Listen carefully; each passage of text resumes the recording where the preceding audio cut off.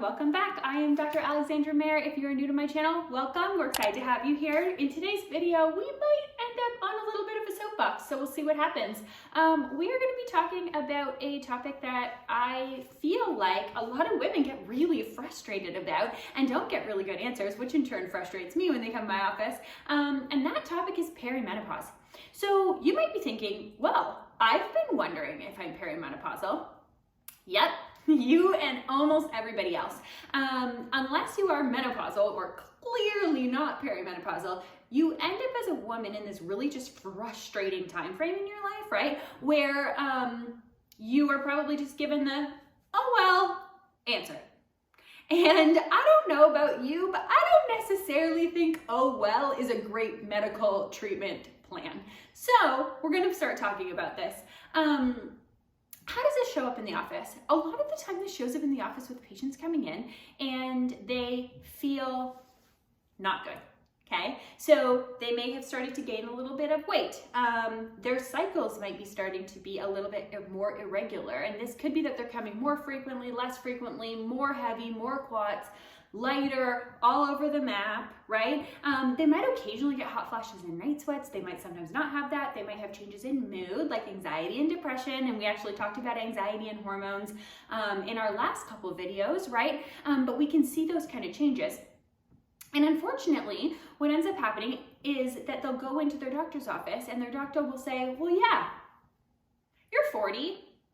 You're probably just perimenopausal. Period. End of sentence, end of discussion. And women are left going, well, what the heck does that mean, right? So then they come in my office and they say, hey, am I perimenopausal? Is there a way to check that? Unfortunately, there is not, right? So with perimenopausal, in order to get the diagnosis, because it is a period of hormonal fluctuation, right? It's not a period where your hormones are super consistent, right? And we can't do things like measure FSH the way that we measure that to see if you are in menopause. There's very few, if anything, things that we can really test to get us a definitive answer, right? Now, that's not saying we can't test anything, because we can test your hormones, right? And this, I think, is the biggest frustration for me, is that women in menopause end up with no treatments. Or they get given these treatments that are, you end up on a birth control pill even though you don't need it, or you end up on an IUD, because everyone who's perimenopausal ends up on an IUD. And then sometimes in the craziest treatment plans that I see, I end up with people who are on both. Yes, both. Both a birth control pill and an IUD, and they still feel like crap.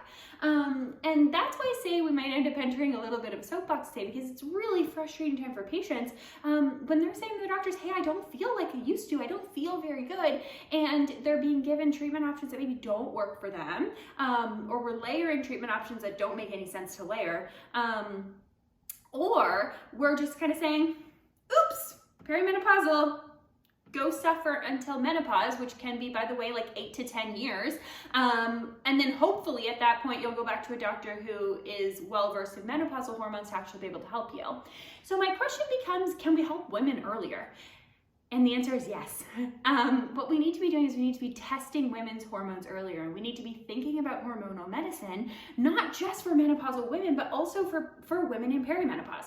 Now, if we're treating women's hormones in perimenopause, right, a lot of the time we think about testosterone. Testosterone really does decline heavily in this age range, right? And can make a huge difference in symptom management. We've done a lot of videos on that in the past.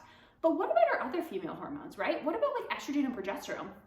So really the key to this is that you are still cycling at this point as a woman, right? We need to treat you differently than maybe we would treat you in menopause, right? In menopause, there's a clear indication your hormones are always low, and so we just kind of help them to be higher all the time, right? In perimenopause, we have to respect the menstrual cycle, and we have to respect the hormone fluctuations that happen, and we need to dose accordingly, right? So we would dose accordingly to how estrogen is in a normal cycle, right? How progesterone is in a normal cycle. So if you're on progesterone and you're not menopausal, the majority of practitioners will do cyclical progesterone, right? Which means that we take it about day 14 through 28 of a regular cycle, and then next month we restart.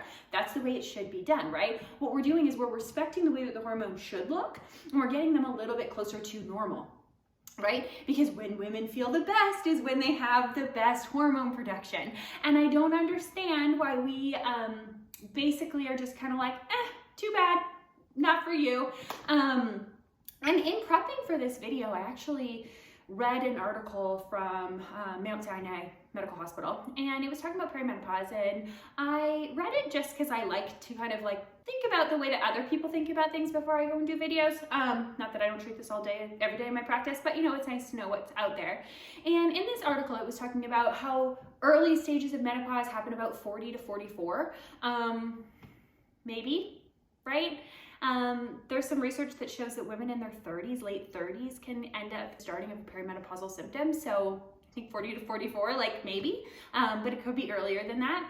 And then it was talking about how the symptoms of early perimenopause are going to be those menstrual irregularities. I would venture to say that it's a lot more than that, right? I would venture to say that at this point, it's the weight gain, it's the tiredness, it's the lack of libido, it's menstrual changes, it could be changes in mood and kind of desire for sociability, right? All of those things that we're looking at. And then it went on to say in late stages of perimenopause, how that's when we're gonna have kind of the cessation of the period, missing periods, and then that goes on until you've hit 12 months without a period, which is technically the definition of menopause. I agree with all of that. And then it went on to say that hormone replacement is not indicated, and that testosterone replacement is not indicated in perimenopause. And I can't even say it without laughing, because I think that these things are so important for women, right? They're so important. I think there's so much information out there that's just very antiquated, right? And so I wanted to create this video because if you are one of those women who's thinking, am I in perimenopause? The answer is maybe, probably, right? But that doesn't have to be a death sentence, right? It's not like, oh, you're in perimenopause, prognosis, 8 to 10 years of feeling like junk until finally you can get treated. I think there's a lot of things that we can do for women in this age range to A, have them feel better, but B, prepare them better so that they can be the healthiest long-term that they can be, because that's really where we get that magic of properly balancing women's hormones. Is we know that the longer women keep normal hormones, right, the healthier they are long-term in terms of cardiovascular disease, osteoporosis, Alzheimer's, and cognitive function. And so these things are really, really important. I think we need to have better conversations. So I want to know in the comments below if you've ever gone into your doctor's office and just gotten the, oops, yep, you're perimenopausal, see you later, as your treatment plan. And I want to know if people are getting kind of the appropriate care that they're looking for in this stage of life, as opposed to just kind of giving Band-Aid symptom solutions. And we'll see you next time for next time's video.